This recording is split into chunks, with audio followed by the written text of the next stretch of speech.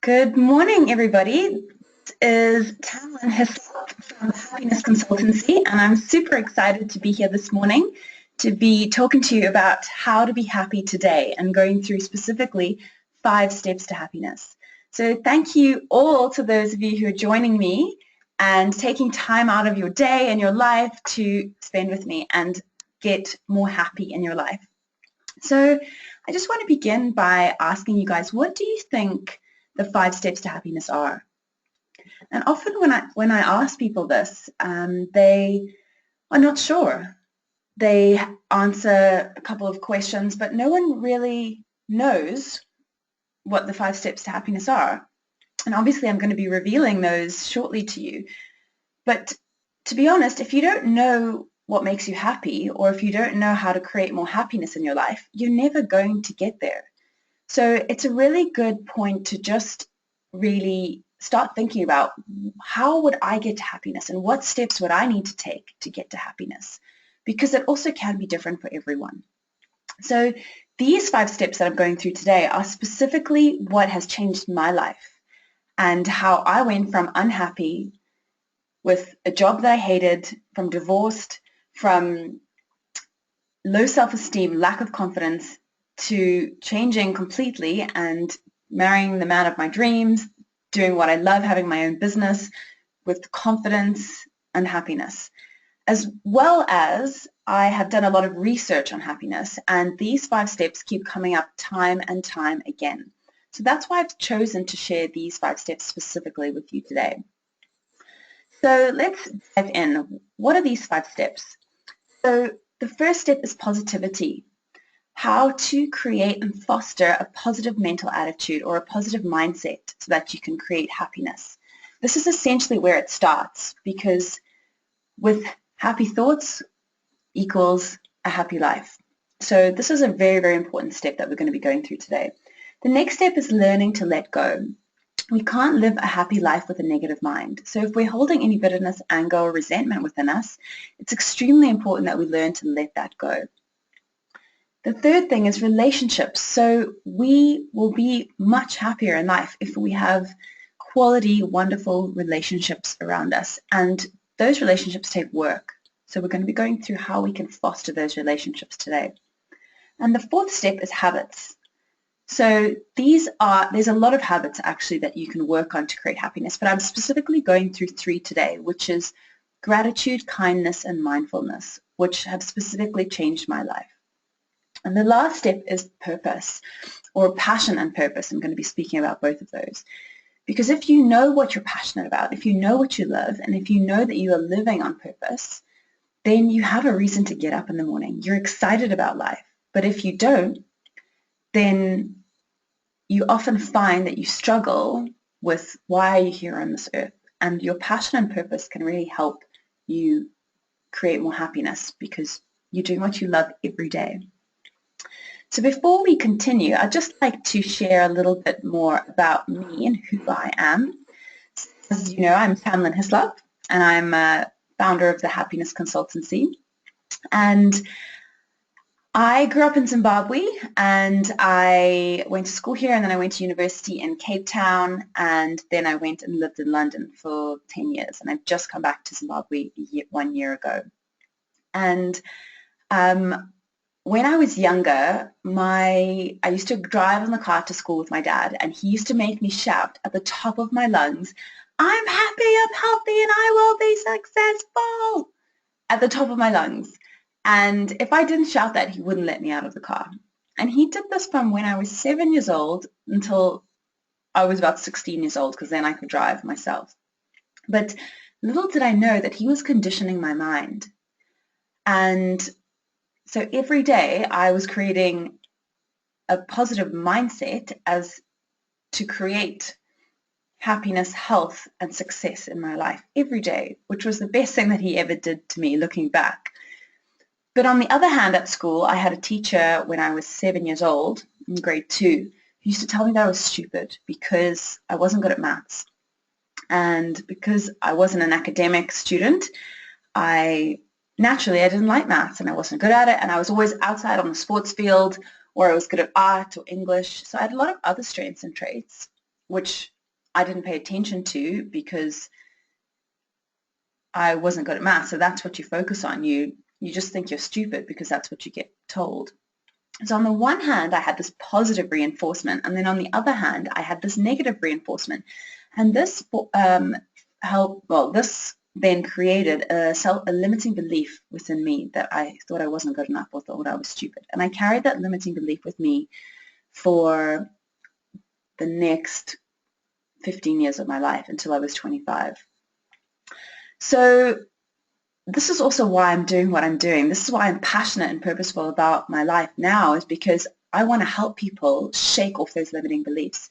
If I'd continue to hold that limiting belief, my life would be very different than it is now. So anyway, I went to London and I started climbing the corporate ladder because that's what my dad told me to do. He said, go and do marketing at university, go and get a good job in a business and a corporate and climb the ladder to success and earn good money and get promotions and buy a house and start a family, as we all do.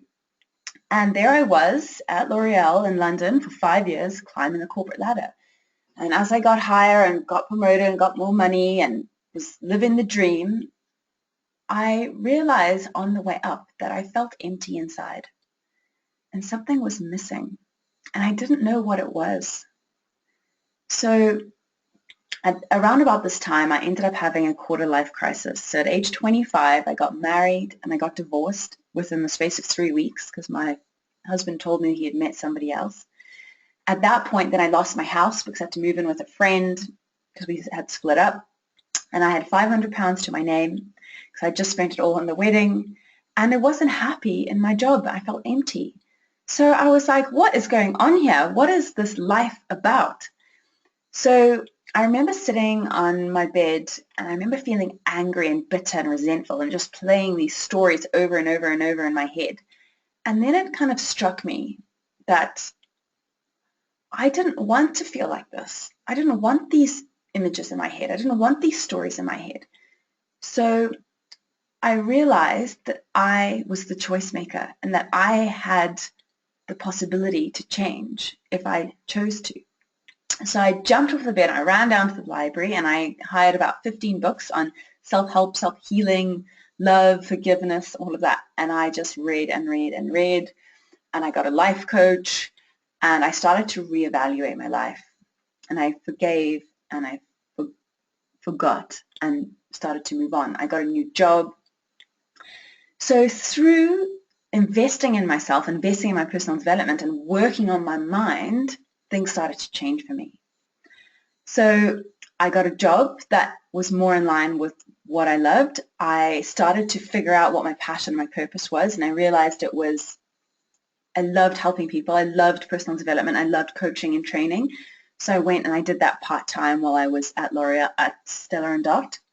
I used to go to work in the day and then my evenings I spent coaching and my weekends I spent at my seminars. So it was pretty full-time, but I felt alive. And that was so different to how I felt before.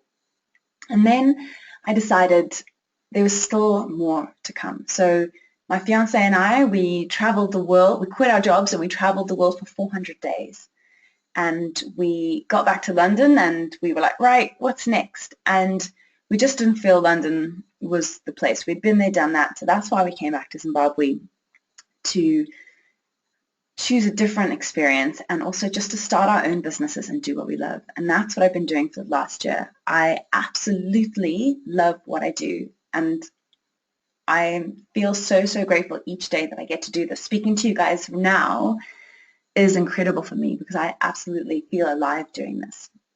So that's a little bit about my story. So I went from, like I said, low self-esteem, low confidence, to releasing my limiting beliefs through coaching and having all the confidence that I have.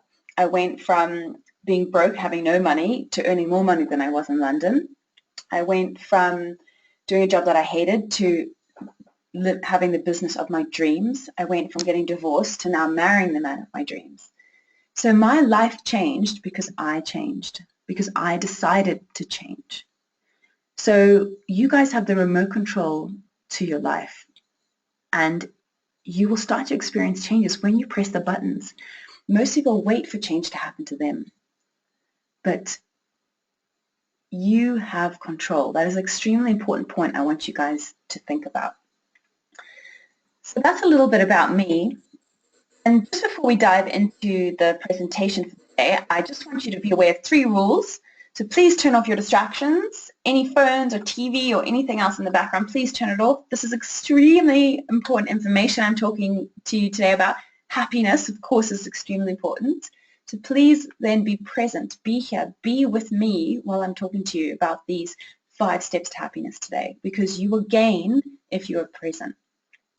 And lastly, write it down. Write down everything that you're listening to. Write down everything that you're learning, because this will serve as reminders and memories and points to take action on. So I often experience loads of aha moments when I'm in seminars or listening to people. So I hope that you have plenty of those today. And just lastly, on questions, please do ask questions throughout the presentation. However, I will only be answering questions at the end. So I'll have a little time slot for questions at the end. So please do write them in the question box, and then I will get back to them. Okay, great. Is everybody ready? 5 steps to happiness. So first of all, the number 1 mistake people make when looking for happiness is they look outwardly instead of inwardly. They rely on other people, places, and things, or maybe money or their jobs or their education or promotions or travel or having babies or getting married to make them happy. Basically, they rely on external things to make them happy. But you'll never be truly happy if you rely on external circumstances.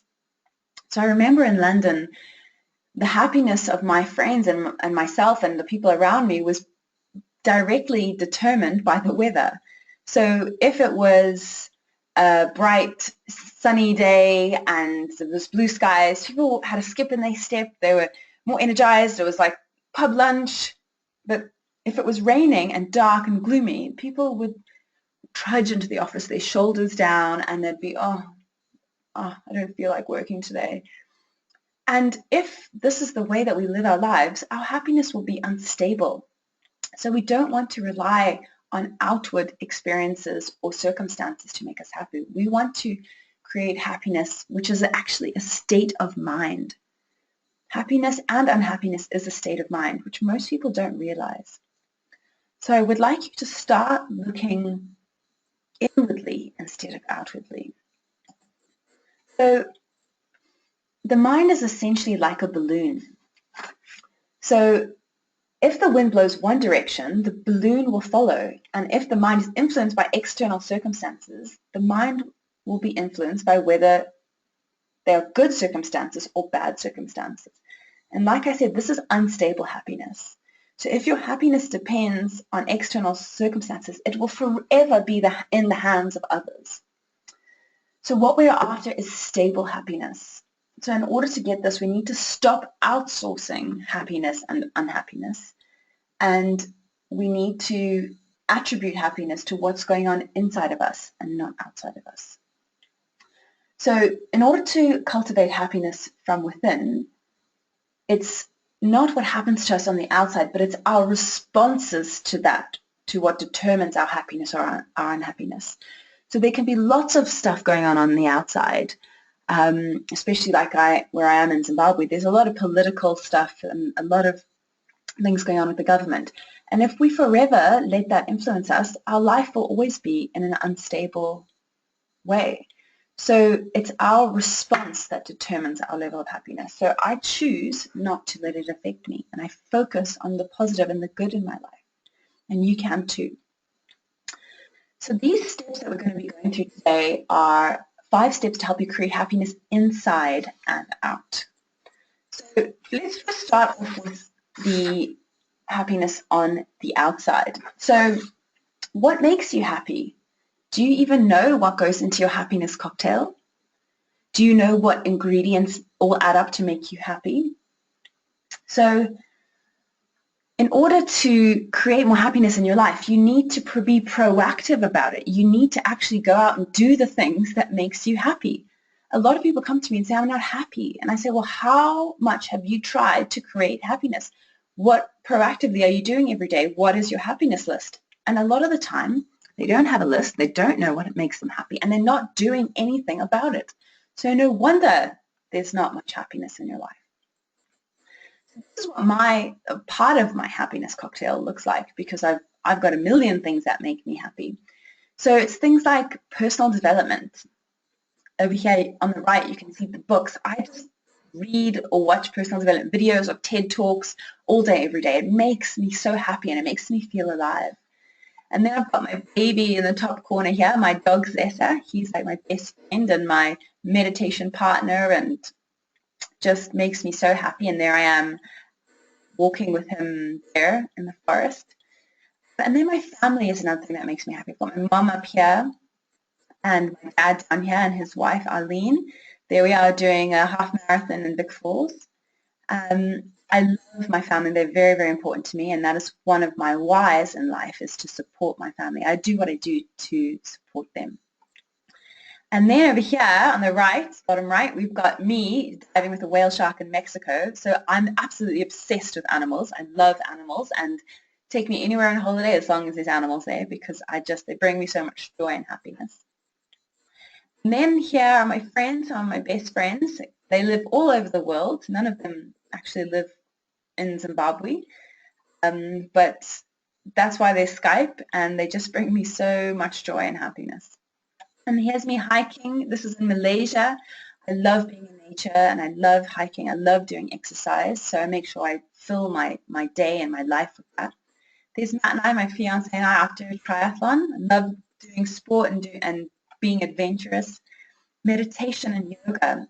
I love sitting on my patio every day and just finding that space, finding that calm, and just getting back connected to life. And then lastly down here, this is me doing what I love. This is me presenting one of my seminars, and this makes my heart beat differently. When I'm up there in front of people creating happiness and inspiring positive change in people, I feel amazing, and it brings me so much joy. So I've got a long list of the things that make me happy. And if I'm ever feeling one of those down days, or something has happened and I'm feeling a bit low, I know exactly what I need to do to make me happy. I need to go to my list, and I need to just looking at these pictures makes me happy. But I can also take action. I can go and meditate, or I can go for a walk, or I can call up my friends, or read a good book. So I'm proactive about my happiness. Are you being proactive about happiness? What is on your happiness list? So I'd like to challenge you today to make a happiness list. Okay, so what is this percentage? So this 52% is actually how much happiness is within your control. So they say that 40% or 48% actually is genetic. So we are born with that, and we can't change it. So thank goodness that I've got happy parents, because I'm a happy, optimistic person. But the good thing is that 52% is within our control to change. So of that 52%, 40% is from big life events. So this is like getting married, having babies, promotions, excuse me, excuse me, or winning the lottery, for example. So those are significant life events. But the problem with that 40% is that they're essentially goals. And once we get those goals, or we get to those events, the happiness only lasts a certain amount of time. So this is called hedonistic adaptation. So for example, when you get married, you'll be elated, obviously on top of the moon, on top of the world, and that happiness will last 6 months. And then you'll actually be at the same level of happiness that you were before you got married. So this is as with anything in life. We get excited about the goal or the promotion or whatever it is, and then it kind of peters off and it goes down. So while it's great to go for the goals, it's really, really important that we create happiness along the way. And that's what the other 12% is about. It's about habits. It's about lifestyle. It's about little things and everyday occurrences. So it's really, really important that we live for each moment, for each day, and not only for those big life events. So it's all about balance. And I'm going to be going through this a little bit more when we come to habits. So make sure that you have your big goals and dreams, but you also enjoy the journey on the way to them is the point of this slide.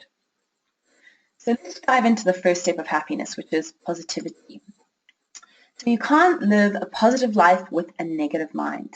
How many of you agree with this? I certainly do, because it has changed my life. So the mistake that people make on this point is that they don't realize they actually have control over their thoughts. Most people think that the thoughts just pop into their head and they have to think them, and then the thoughts just run away with them and go into the drama, because the ego thrives on drama and wants to create more and more of it. But what we don't realize is you actually just take the remote control and stop the voice, stop the negativity, and choose what you want to think about or say instead. So psychologists have actually found that happiness is the ability to focus on the positive. And there's so many benefits about being more positive. And I mean, some of them are positive people live longer. They outperform other people in work environments. They're more optimistic, and they actually sell positive people in sales actually sell more than those who are not positive. Positive people are natural leaders and better decision makers and work well under pressure. Marriages are more likely to succeed if they're positive. Positive people are more resilient when facing stress, challenges, and adversity. Positive people are able to maintain a broader perspective and see the bigger picture, which helps them identify solutions. Positive thoughts and emotions counter the negative effects of stress. And positive emotions such as gratitude and appreciation help you achieve more in life. So there's so many benefits. I could list 100 more, but the important thing is that we have control to be more positive or more negative. So I just like you to contemplate that. So the next time someone says something to you that is negative or makes you angry or puts you down, just realize that you actually have the remote control to change your thinking around that. Isn't that powerful? So let's look at how we can actually create more positivity. So how many of you believe this statement, thoughts create reality? So this essentially is like what you think about, you bring about, or like attracts like. It's to do with The Secret. I'm sure you've all heard of that book. But this is essentially how I created all the achievements and the goals in my life. With everything that I wanted and what I was going for, I focused on it, I visualized it, and I worked on it day in, day out until I achieved it. And I've used it time and time again, and I continue to use it. And I've still got my vision boards and my goals all stuck up around me, and I focus on that. I focus on my goals, and more often than not, I achieve them. So make sure that your thinking or your focus is on what you want and not on what you don't want. This is an extremely important point. So this next slide reiterates that really well. So most people focus on the results. They look at their current results, maybe their bank account or where they live or their job, and they think, oh, I'm in debt, or I don't know how I'm going to get out of it, or I don't want that. And then that makes them feel low or down or unhappy. And how do you think that makes them act? It's basically leads to inaction. And this is a never-ending circle. So what I want you to think is, yes, look at the results, but acknowledge the results for what they are. Ask yourself, what do I want? What do I really want? And let that dictate how you think. Let that dictate how you feel and how you act. If you're focusing on a goal, something that excites you, something that you really want, you're going to think positive thoughts. You're going to think, how can I create that? How can I go about that? What do I need to do to make that happen? And that's going to make you feel excited and motivated and inspired. And that will make you take action. Okay, and that will equal new results. So it's very important that with your life, you focus on what you want and not on what you don't want. This is a habit. So all you need to do is retrain your mind to focus on the good and not on the bad. solutions. How do we get more positive with our life? So learning to be positive is a skill that can be practiced and learned. So most of the time our ego gets hold of a situation and loves to dwell on it and stay in the drama. So you have to be bigger than your ego, and you have to change your focus deliberately. You have to re-engineer your mindset to focus on more positive things. So I want to ask you 3 questions. What are you focusing on a daily basis? Are you focusing on what's within your control? Are you focusing on the good things in your life? Are you focusing on being grateful? Are you focusing on your goals? Or are you focusing on the things that are out of your control, or the political climate, or the government, or what somebody else is doing, or what somebody else has said to you, or what you don't have? To make sure that your focus is positive and on what you want. Second question is, who are you surrounding yourself with? Are you surrounding yourself with positive, uplifting, happy people that are going to rub off and impact on you in a positive way? Or are you surrounding yourself with people who are negative or grumpy or don't believe in this kind of thing? Because you are actually the sum of the 5 people that you hang around with most. And you actually earn within $2,000 of the people you hang around with most. So make sure the people that you're hanging around with are good, positive people who have big goals and dreams, because essentially you will become more like them. So I've got a coach, and she lives in London, and I had to pay and invest in a lot of money for her. But if I got a coach at the same level as me, how much do you think I would grow? And the answer is not much. But because I have got a coach that has been in it a lot longer than I have, and that is earning a lot more money than me, I am going to grow significantly because I am being coached by that, because she is teaching me more than I know myself, and she's pulling more out of me than I'm pulling out of myself.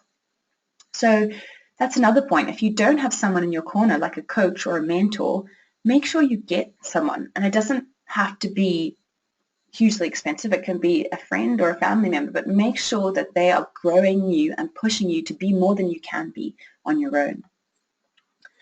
And the third step is, or the third question is, what are you feeding your mind? Are you watching positive videos, reading positive books? Are you investing in your mind every day? Are you studying new skills? Or are you watching the news? Are you gossiping? Or are you moaning about things that are out of your control? So this is a very important point. I really, really would like to ask you to invest at least 30 minutes of personal development time a day. And that can be, like I said, watching a TED Talk or reading a book or just doing something that grows the mind muscle. So if I did weights on one arm every day for a month, that muscle would be strong and it would be bigger than the other one. It's the same with our minds. If we're not using our minds, they're just going to atrophy. And we don't want that for this incredible mind that we have. So in my 6 Weeks to Happiness course that is starting next week, I'm going to be going through lots of different techniques to help you create more positivity in your life and more of a positive mindset. But you start with these 3 questions. I actually had a client come to me and say, I'm just not happy and I don't know why. And so I said to her, well, what are you focusing on? What are you feeding your mind? And who are you surrounding yourself with? And her answers was, oh, you know, times are tough, businesses are closing down, people are leaving the country, so the news is terrible. Okay, so that's what she's focusing on. What are you feeding your mind? Oh, you know, after a long day at work, which I really hate, and it's so stressful, I come home and I watch TV because I just need to de-stress. Okay, so there's no feeding the mind there. And who are you surrounding yourself with? Oh, you know, everyone's struggling, so I'm really just trying to help other people and pull them out of their misery all the time. So no wonder she's not happy, because she's focusing on the negative things that are going around her that she has no control over. She's feeding her mind with nothing but just watching TV. She is surrounding herself with people who are not better than her, who are not more positive, who are not pushing and growing her to be a better person. So do you see there's no space for positivity if you putting yourself in that situation. So you have to be proactive about being positive. Okay, so the second step on the 5 steps to happiness is let it go. Life becomes easier when you learn to accept apology that you never got. I know this well because of what happened to me with my divorce when I was 25. And it's not worth holding on to or living in the past. I did it for a little while, and it's so much better living on the positive, happy side. So if you have any anger, bitterness, resentment, or unhappiness of any kind towards others, this is a sign you need to let go of something. Because negative emotions are toxic to the mind and the body, especially suppressed anger. Whereas forgiveness or letting go heals the mind and the body. So psychologists generally define forgiveness as a conscious or deliberate decision to release feelings of resentment towards a person or group who's harmed you. And regardless of whether they actually deserve the forgiveness or not, because it's not about them. So when you forgive, it's not glossing over or denying the seriousness of the offense, and it does not mean forgetting what happened. Instead, it means that you are bringing peace of mind and freeing yourself from the anger. And letting go of the negative feelings in that way empowers you to recognize the pain that you suffered without letting that pain define you. And it enables you to heal and move on with your life. So this is an extremely important thing to do. If you have anyone or anything to forgive, make sure you start today. So how do we do that? So remove yourself from the situation, change it or accept it. Ask yourself these 3 questions or take action on these 3 if you find yourself in any negative situation or feeling anything negative inside. Express your thoughts and feelings. So even if you can't express your thoughts and feelings to that person or that situation, write them down or talk them out loud to somebody, a coach or a counselor or something, but make sure that they're not within you. Let them outside. Take responsibility. What could you have done better? So with my divorce, even though my husband had met somebody else while we were about to get married, I asked myself, what could I have done better? How could I have improved this? And that really was an empowering question rather than how could he have done that to me? Take action. So like I said, with my situation, I went to the library and I just dived into books. I really grew and learned from the situation instead of blamed. Ask, what can I learn from this? So I've taken a huge amount of lessons from my experience and now I apply them into my everyday life. So I make sure that I communicate with my partner now so that there is never a point in time where we can't say something to each other. So to give you an example, I have a client who her mother was a functioning alcoholic when she was younger, and now that's in the past, and now they've got a good relationship. Now they're very close, she says. But when I touched on the subject, the tears started to come. So I said to her, do you or have you forgiven your mother for what she did in the past? And then the floodgates opened, and the answer was no. So despite them being close now, she still had all this anger and resentment and this bitterness inside towards her mother, which was not helping her. So even if you think things are forgiven and forgotten, make sure that they really are. We're going to be going through this a lot more of a deeper level on my 6-week course, which one segment is completely 1 hour on letting go and on forgiving and healing and really creating a happy history, because that is such an important step to more happiness in your life. I want you to write down who or what is on your list. Whether it was a small thing or a big thing, or when you're young or when you're older, it doesn't matter. The important thing is that you take action on forgiving and letting go and moving forward with your life. So the 3rd step to happiness is the secret to the good life is good relationships. So it's all about relationships. So the mistake that people make with this is that they don't spend enough time with the people that they love. Okay, we all know this, but why don't we do it? It's because relationships are hard and they're messy, and we think we don't have the time or the effort. But it's really, really important that we make the time and the effort. So there's a study that I watched the other day, which is on what makes a good life. And it's actually the longest study of happiness that was done for 75 years on 724 men. It's an incredible study. And they came up with 3 findings. And the first finding was social connections are good for us. We live longer and are happier because of them. But on the other hand, loneliness kills and is toxic. So it's important that we put ourselves out there to have and feel those social connections and develop those social connections, because they don't just happen overnight.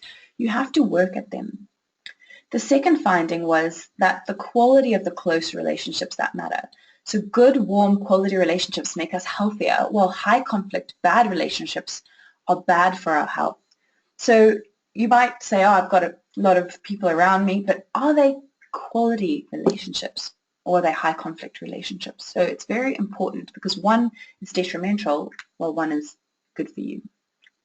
And the third finding is that good relationships protect our bodies and our brains. So we actually live longer, healthier, and happier because of these relationships. So they even did a study where those patients that were in pain, that were had some sort of pain that they were experiencing in their latter years, they experienced less pain if they had happy relationships than those who didn't. So it's very significant, the impact that relationships can have on us and our happiness. So let's look at how we can do this. Oh, but first, kids don't remember the best day of television. So make sure you are forming and creating those memories and those relationships by doing things together. Quality time. This is so important. So what are the solutions? You have to be proactive and lean into relationships with family. So what does that look like? So try replacing screen time with family time.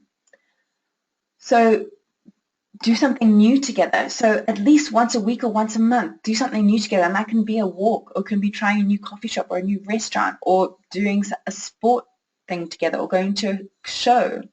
There's so many different things that you can do together that don't cost money or that don't take a lot of time, but it just really works on the quality of that relationship. Well, what about trying date nights? How many of you actually have a date night? I actually asked this question yesterday in my live seminar, and out of a room of 50 people, I think 2 people put up their hands. So often, no wonder why we're not happy in our relationships, if we're not being proactive about doing things to improve on those relationships. What about reaching out to old family or friends that you haven't spoken to in years? Maybe it comes up on your mind every now and then, but maybe you don't take action. Well, take action today. Reach out to an old family or friend and reconnect. So why don't we do this? So we know it, but we don't do it, because most of the time we want a quick fix. But relationships are hard, complicated, and messy, but we have to work at them. So I want you to ask yourself, how many hours do you dedicate per day to your partner or to your kids, or per week or per month? Make a commitment now to add in a certain amount of hours per day, per week, or per month to improve the relationships in your life. So the next point that we've got is habits. So habits is the sum of small efforts repeated day in and day out. Okay, habits take a minimum of 21 days to create and a maximum of 40 days. So if you've always tried to create habits and you keep failing, make sure it's a minimum of 21 days and a max or better 40 days. But you can't break the habit, otherwise it will not become a habit. And a habit is essentially a neural pathway in your brain, and it has to be run over and over and over again to form a habit. The mistake that people make with habits is that they don't practice the positive habits day in and day out that leads to happiness. They want the happiness, but they're not willing to do the work. Okay, so remember what I said earlier with big life events that are responsible for 40% of happiness. But the problem is with the big things that happiness doesn't last. So there's actually a study that was done with a quadriplegic and a lottery winner, and they measured the level of happiness before the event, or before the accident, and before he won the lottery, and then 6 months after. And the level of happiness was the same. So even if the guy who had lost his arms and his legs, the use of his arms and his legs, had the same amount of happiness as the guy who'd won the $1 million after 6 months. That is crazy. I found that statistic really, really eye-opening.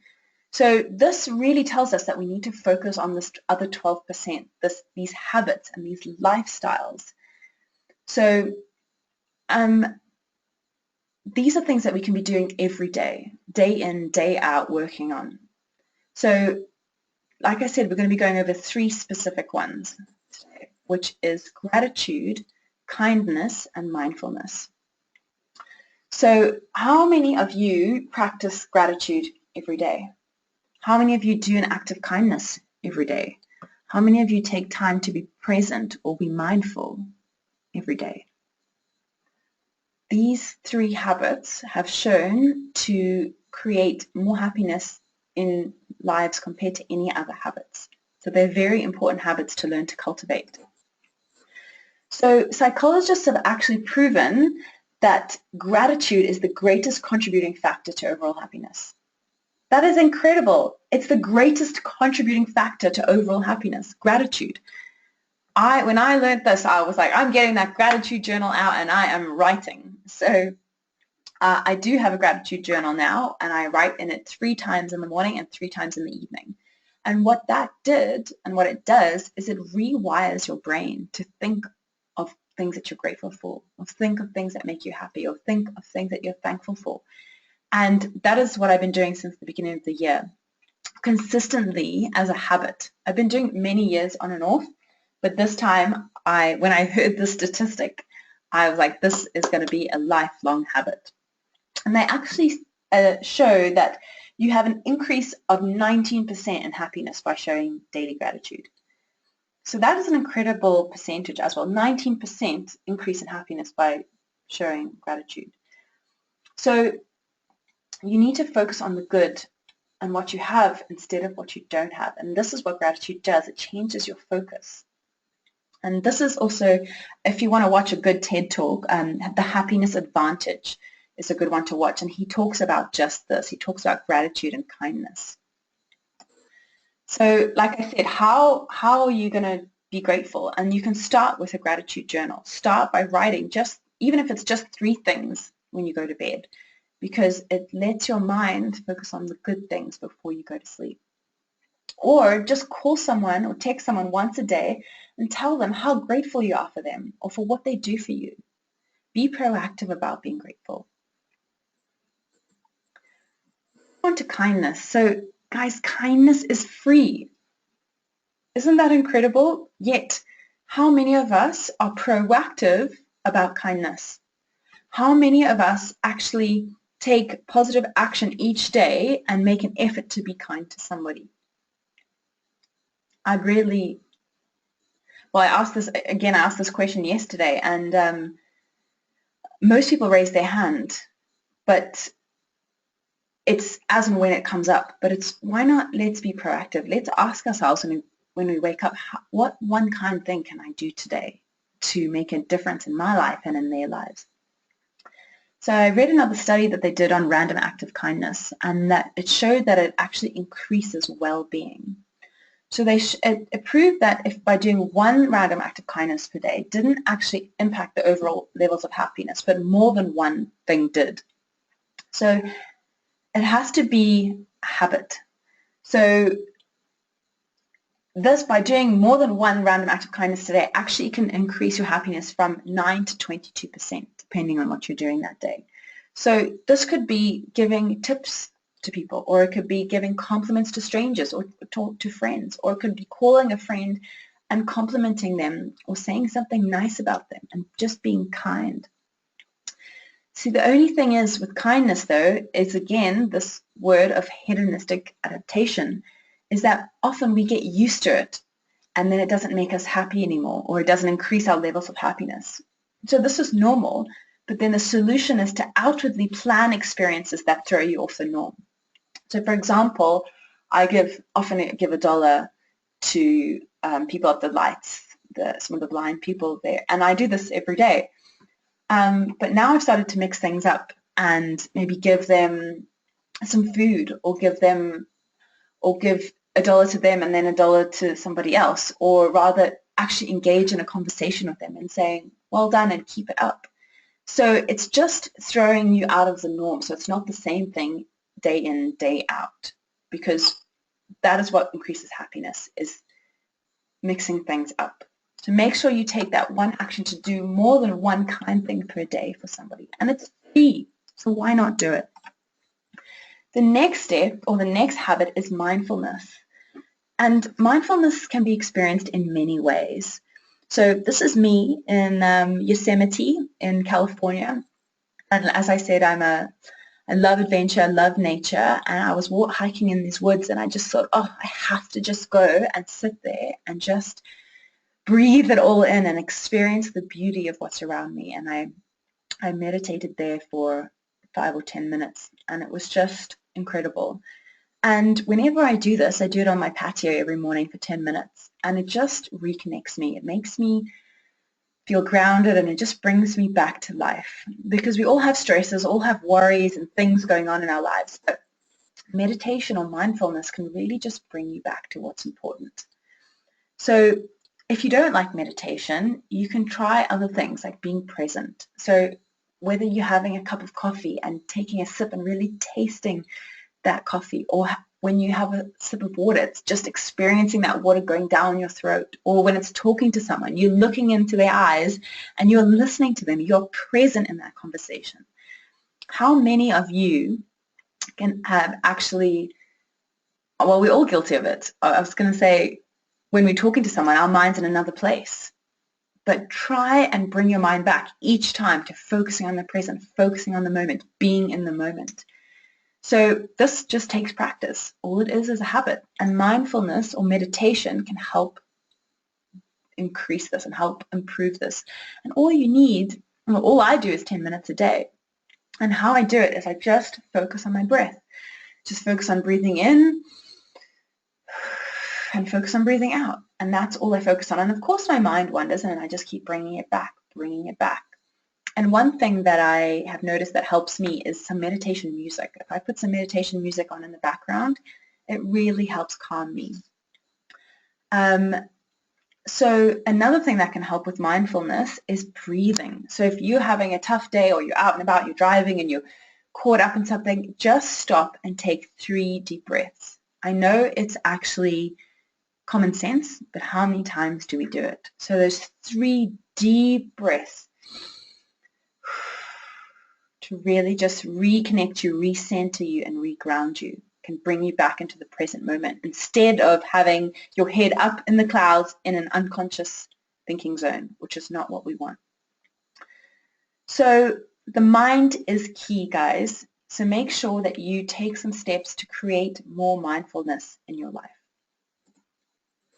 So I like this analogy because it really reiterates how important it is. So if you are living an unconscious life, or if you're living a life where you have happiness that is reliant on external things, one day you'll be riding the wave, you're riding on top of the wave, living the dream, and the next minute you come crashing down and you're hitting the bottom, you're hitting the sand, and you've been dumped. So this is unstable happiness. So we don't want to be riding the wave one minute and be crashing down the next minute. What we want is depth. So no matter what the weather is on the outside, no matter if there's a storm or a tornado, or whether it's calm, on the inside we have a depth of happiness that we can draw on, and that can last no matter what is going on the outside. And that is the ultimate aim for mindfulness as well as for happiness. So I had a client who really wants to start creating more mindfulness in her life and start to be more focused and more conscious and all of that. And she wants to go to India next year to go to an ashram and learn how to meditate and all this wonderful stuff. But she says, Tammy, I don't have time for it right now in my daily life because I'm really busy and I've got goals to achieve, and I've got kids and I've got a family to run, so I'm going to save that for next year. That's my goal for next year. Well, next year it might not happen. So you're living in the here and now, wasting an opportunity to create mindfulness every day. So I said to her, can she take 10 minutes out of her day? And the answer is yes, but most of us make excuses. So stop making excuses for the things that you can't do and start making time for them instead. So now she takes 10 minutes a day for herself to be mindful, and she's created more happiness in her life. Whereas instead, she would have been waiting a whole year to then go and create that, and it might have never happened. So make sure you start today. And the last step is passion and purpose. So the key to happiness is earned success. So what does that mean? Earned success basically means that what you're doing makes you feel like you have value or meaning in the world. That what are you doing with your time and your life that you are giving back, that you are doing something that is valuable and makes you feel meaningful. The mistake that people make with this is that they don't know what their passion or their purpose is. So I didn't know what my passion or my purpose was until I was 25, until I started to figure it out. So spending time on your passions will undoubtedly give you happiness because you're doing what you're hardwired to do. It's in your genes. On the other hand, neglecting your passions will make you live below your level of potential. So when I was stuck in the same old job day in, day out, not doing what I loved, and of course I was not going to be happy. So I was going to work every day and saying, here we go again. And while I had a good job, earning good money with a good company, I wasn't doing what I loved. I wasn't doing what I was passionate about. So you have to figure it out. You have to figure out what makes your heart beat differently, what makes you think differently, what makes you inspired, alive, and happy. What I'm doing right now and what I'm doing when I'm coaching someone or when I'm speaking at an event, I feel alive. It's like my heart knows this is my passion, this is my purpose, this is what I should be doing. So what is it for you? And it's really, really important that you look for it and you find it and you do more of that. So how do you figure it out? So one thing that I did was I spent thousands of hours trying to figure it out.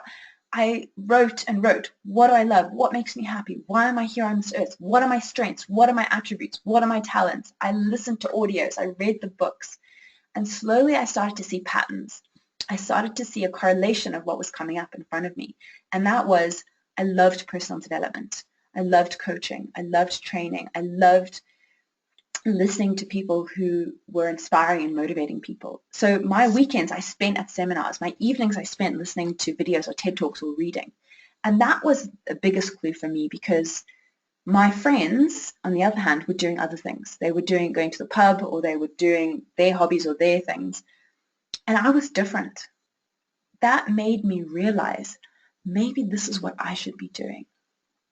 So it's really paying attention to what makes you feel alive. So I really want to reiterate a point here. Do not settle for average. Do not. Most people do, and because they think it's too hard to figure out what they love and carry on with life, living day to day. But it's not too hard. It just takes some time and effort. Some people already know what their passion is or their purpose is, but they're not doing it. And if you're lucky enough to know what it is, make sure you reach out and you start doing it, even if it's a part-time thing, even if it's a side thing. But I don't want you to get to the end of your life and realize that you wish you had to live it over again because you didn't do what you loved and you wasted it. So that's exactly an interview I read with George Bernard Shaw, where they asked him, if you had the power to be born again, who would you come back as? If you could come back as anyone, who would it be? And without blinking, he said, I would come back as the man I never was. As the man I never was. I thought that was so profound. So don't let your life pass you by and get to the end of your life and then say, I wish I could come back as the person that I never was. Don't fall into this trap. You have your chance now, today, this very moment, to live a passionate and happy life. So how can we do that? Let's look at some solutions. I should get some clarity on what do you love to do? What makes you feel alive? What do you do, or could you spend hours reading about? For me, on the right, you can see all my books there. I could spend hours and hours reading about personal development books because I just love it. It makes me feel alive.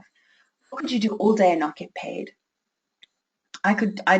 This is free. My seminar yesterday was free. I could do this all day. What are you curious about?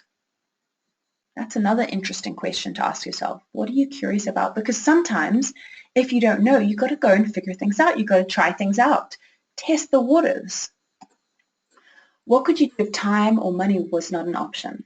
I often ask my clients that, and the answer is profound. It is, I would do this, this, and this. So why aren't you doing it? And then the excuses come up. It's fear. It's not practical. It's too expensive. Don't let fear stop you. What are you naturally good at? A lot of the time, you're naturally good at what makes us happy. So what were you naturally good at school even? What's not working? This is another good way to realize what your passions are. So when I was at L'Oreal, I didn't know what my passion and my purpose was, but I knew that it wasn't in marketing at a big corporate. Okay, and when I changed jobs to another corporate, a smaller one, in marketing, there was another sign. It was not my passion. But then when I changed my role from brand manager to training and development manager, something felt different. Okay, I knew in that moment, I was like, something is better. So sometimes it takes asking yourself what's not working to help you figure out what is working. So I'd like you to brainstorm some ideas, make a mind map or a vision board, and see if there are any similarities that came up like I did, like I experienced. And your purpose is something different. So my passion is personal development, whereas my purpose is helping people create happiness in their lives, and therefore I'm making a difference in the world. So there's a difference. Passion is my personal development. I could do it all day, whereas my purpose is helping people. Okay. So what is yours? And your purpose is essentially something that you love to do. The world needs it. You're paid for it, and you're good at it. And like I said, even if you can't be paid for it now, even if it's a hobby for now, that's okay. But make it a goal to be a full-time thing if you can. So I love this quote by Frederick Buechner where he says, your purpose is a place where your deep gladness meets the world's needs. It's a lovely quote, where your deep gladness meets the world's needs. So my purpose helps me get out of bed in the morning. I open my eyes and I'm excited and I'm motivated and I'm like ready to take on the world because I'm creating happiness. I'm creating positive change in people, and that makes me feel alive. What is it for you? So how can you get clarity on your purpose? Ask yourself, if you had $1 million, how would you change the world? And when I ask myself this question, I would go and invest in personal development schools all around the world and teach and have people teach this stuff to kids, teach positivity, teach mindfulness, teach things about habits and beliefs and mindset, because I struggled at school because I had a limiting belief, and so many kids do. So I would change the world like that, or I would go to the Amazon or every other forest in the world and plant 1 million trees because I'm passionate about that too. What would you do if you had $1 million? What activity gives you the greatest feelings of importance or satisfaction? What legacy do you want to leave behind? If you were 80 years old in a rocking chair and looking back on your life, what do you want to see and what difference did you make in the world? Or ask yourself, what makes you really, really angry? Sometimes that can reveal what you are here to do, what changes you're here to make. So these are powerful questions that can help you start to figure out your purpose. But remember, your life does have purpose. Remember, your story is important and your dreams count. Your voice matters, and you were born to make an impact. You weren't born to live a mediocre, average life. So I watched this video on the secret to happiness, and they say that the secret to earn success is whether you're creating value and your meaning in your life, like I said just now. But whether you have money or you don't have money, they have the same level of happiness because they are creating value and meaning. Or whether you have low education or you're Harvard educated, they have the same level of happiness because they're doing something valuable and meaning with their life. Does that make sense? So you can have the same level of happiness as the poorest person in the world or the richest person in the world if you feel like your life is on purpose, if you feel like you're giving back and doing something with it. So go out and figure out what you are doing with your life. Are you creating value and meaning with your life? So by the way, with the case study on the last slide, I had a client who came to me and she said, I'm in an admin job and it's a good salary and it's good pay and I think I should stay in it because it's stable, but I really love fashion and design, but I can't do it. And I said to her, if time and money wasn't an option, what would you do? And she said, I would change jobs. So the answer is often in front of us. So you may have to make some sacrifices, but make sure you make those sacrifices because it is so worth living your life differently for. So what did we cover today? So just before we round up, I'd love to share with you my 6 Weeks Happiness program, which is coming up. It's starting on Tuesday, so I'm so excited. But just what did we cover today? We started with positivity. We looked at how to create and maintain a positive mindset. And I'm going to be delving much more deeply into this on Tuesday on my full webinar, which is on how to have a happy head. And then the second step was letting go. Learning how to let go any anger, bitterness, or resentment. So make sure you make that list of all the things or the people that you need to let go. And again, I'm going over this in a lot more detail the following week on having a happy history. Then relationships. What are you doing to maintain and create those positive quality relationships in your life? And 4, habits. Are you working on your gratitude, your kindness, and your mindfulness every day? And passion and purpose. What questions or what clarity do you need to create in your life to find your passion and your purpose? Ask yourself those questions that I went through with you to find your passion and your purpose. And again, I'm going to be going through a lot more detail on this in my Happy Head segment on my 6 Weeks to Happiness program. So make sure that you take one action on what you've learned in this webinar so far, whether it's on positivity, letting go, relationships, habits, or passion and purpose. Make sure you write down one action that you're going to take to move forward and be proactive about your happiness today. So I expect you guys all now to be happy, right? You got the tools, you got the answers, and now you can go off and create happiness in the world, right? Well, it's just one problem. Happiness takes time. Like all good things in the world, happiness takes time and it takes effort. And if it was that easy, everyone would be happy, right? But you are here on this webinar because you're setting yourself apart from the rest and you're starting to take action and you're starting to learn. And how do I know this? Is because I was where you are. And it's taken me thousands of hours to get here and to be positive, to learn how to let go, to develop those relationships, to cultivate positive habits, and to find my passion and my purpose. And now I know that I have the remote control to create happiness anytime that I want.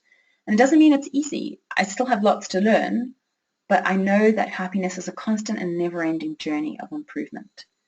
To make sure that you do it too. Every day you're working on your happiness. So if you want some help, if you want to create happiness in your life faster than you could on your own, then I can help you. So when I learned how to create happiness, when I learned how to be proactive with happiness, my life literally went from night to day. I spent, like I said, hours learning, growing, trying, testing, reading, changing my life, and then I noticed things started to change. The light started to come on and I started to feel different.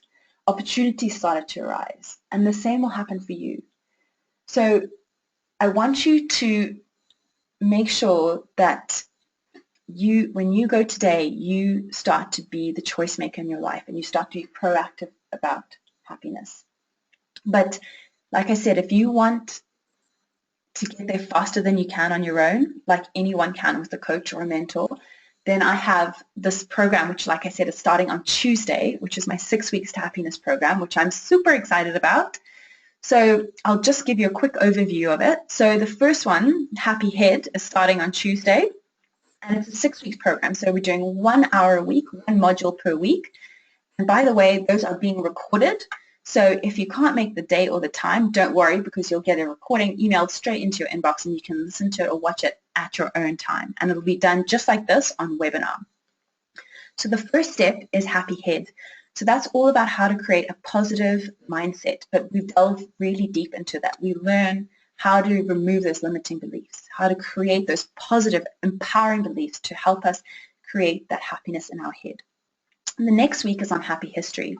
And Happy History is all about learning to forgive, to heal, to let go, and to not let anything hold you back. And we're going to be going through tons of worksheets on this. We're going to be going through a step-by-step process on how to let things go. The third step is on Happy and Healthy. So this is all about having a healthy mind, healthy body, and a healthy soul. And it's learning to take care of yourself and create more balance in your life. And then we've got Happy Heart. And Happy Heart is all about, Happy Heart is all about finding your passion and your purpose and creating more meaning and value in your life and learning how to be happy from the inside out. And then the 5th week, we're on Happy and Hustling. How many of you know what hustling is? Basically, hustling is taking action. So it's all good and well having all this knowledge of how to change your head, how to heal your history, how to be happy and healthy, how to know how to find your passion and your purpose. But if you don't take action on it, then you're not going to go anywhere. So I'm all about moving forward and creating results. So this section is about creating plans, routines, habits, and goals to use the knowledge that you have and implement it. And then the last step, question 6 or week 6, is Happy and Harmony, which is all about creating holistic happiness in our life. So this is happiness as a whole rather than the individual parts. And this is about consistently learning to create it in our lives. So that's my 6-week program. And like I said, it's starting on Tuesday. So I'll just tell you a little bit more about the benefits now. So my goal is that after 6 weeks, you'll feel happier, more empowered, and have the necessary knowledge and tools to continue to create more happiness in your life and every area of your life. So what are the benefits? Let's quickly run through those. You'll learn how to feel happy today and how to be happier every day whenever you choose. Remember, you have the remote control. You'll become the choice maker in your life and learn not to let external situations affect you, but rather look within. You'll learn the skills and the tools you need to make immediate changes in your life. And if you find yourself slipping back to old habits and old ways of thinking, you will be able to use the tools and the skills to stop that happening. You'll be empowered with new ways of thinking and learn to conquer limiting beliefs. So like I said, I had a significant limiting belief, which was that I was stupid. And when I learned to conquer that limiting belief and I changed it from that to I have all the intelligence I need to be successful, my life changed. And yours can too if you have any limiting beliefs holding you back. And to be honest, we all do. We all have limiting beliefs that we've learned and picked up from the past. You'll learn how to let go of the past. So you can start today. Start with what I've given you. Start reading. But if you want to go deeper, we go through that in the 2nd module. And you'll feel more motivated to take action in your life. And that is with the action plan that I'll be giving you. And you'll start to feel different, happier, and more excited about your future. Isn't that what life's supposed to be about? Start to feel happier and more excited? Well, that is exactly what you'll get from this program. So I want you to just ask yourself, what is the cost of relying on other people or other things to make you happy? What is the cost of waiting until it's too late, until you're in your 80s on that rocking chair and looking back? What is the cost of living in the past when your present is happening right now and your future is being created? What is the cost of staying the same or just feeling okay, like I did in the past? This is what I did for 10 years. I thought that relying on other people for happiness was normal until I got divorced and realized I couldn't rely on someone else anymore. Or I thought relying on the comfort of my own home and my nice things and the roof over my head was fine until I lost that too. And I realized I couldn't rely on that anymore. So I realized that I might be waiting for happiness a long time if I relied on other people and other things to make me happy. And the cost was actually too much for me. And I'd had enough. And that's why I decided to change. So why are you changing? Why do you need to change? So I just wanted to tell you what's included in the 6 Weeks to Happiness. So it's 6 hours of online group coaching sessions, 1 per week, starting on the 7th. And this is at 8 p.m. Central African time or 7 p.m. British Summer Time. Included is happiness worksheets, checklists, PDFs, action plans. You're going to be emailed lots of worksheets every week that you can work through on the webinar as well as for homework.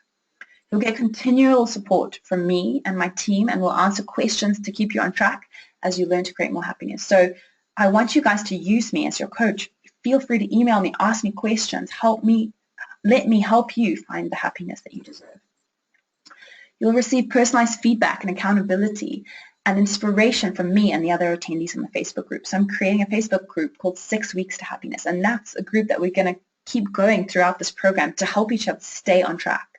They actually did a study where they said if you had someone hold you accountable, you were 55% more likely to achieve your goal because you had that person there on your side. And that's what this group is about, and that's what I'm about, holding you accountable.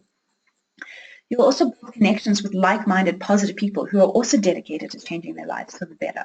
You'll be surrounding yourself with positive people who lift you up and not put you down. And you'll receive special offers on further coaching programs. So I've always got programs coming out, events, courses. So there's lots of cool offers on those to come. So the price of a cup of coffee, so $3.50 a day, the price of happiness. The choice is yours. What are you ready to make a decision to make some positive changes in your life? Or are you going to keep things as they are and keep staying the same? So the total investment for the course is $147, or that's $24 a week, or $3.50 a day, like I said, for the price of a coffee. Or because you are on the webinar today, because you have taken the time out to spend with me, I've given you $50 off just for being here today. So that's $97. So that's only $16 a week, or $2.30 a day. So would you have paid $16 for what I've just given you today? I asked this yesterday, and a whole room of 50 people raised their hand. So now you can have that option too. So there's various ways that you can take up the program. You can simply email me at tamlin@thehappinessconsultancy.com, or you can go onto my website, thehappinessconsultancy.com, and click product and then 6 Weeks to Happiness course and apply for the program there. And you have to enter in the code or the coupon HAPPY16 to qualify for the discount. And it starts on Tuesday. So this offer will be available for the end of today. Okay, so that is the midnight tonight. This offer expires. So please, if you would like to take action, if you would like to be a part of creating more happiness in your life and doing a program that is a 6-week holistic program that will help you go from where you are to start creating and living the life of your dreams, then please join me on my program. So like I said, my email is tamlin@thehappinessconsultancy.com, or go onto my website, thehappinessconsultancy.com, and you can find out more there, or just simply pop me a mail and ask me any questions that you have, and I'll be more than happy to help. Or you can jump on a free consultation call with me if you have any questions. I offer free 30-minute consultations. So if you have any specific questions that you really want to go through and you really want to chat to me, just pop me an email and I'll be more than happy to help you on that. But I just want to say thank you guys so much for spending the time with me this morning. Thank you for being here and investing in yourself. And whether or not you take action today on my course, please put into practice what you've learned. Please share or invite other people to learn from you too on what you've learned, because I'm all about creating happiness in the world for everybody. So if you think my program would be of interest to other people as well, please pass it on. My flyers are on Facebook, The Happiness Consultancy. Please go on and like my page and share my flyer. Like I said, it does start on Tuesday, so don't forget to do it before then, before midnight tonight. And lastly, guys, happiness is not something ready-made. It comes from your own actions. So make sure no matter what you do today, you take some sort of action, whether it's with me or whether it's on your own. Thank you so much. And let me just go to the question box to see if there's any questions.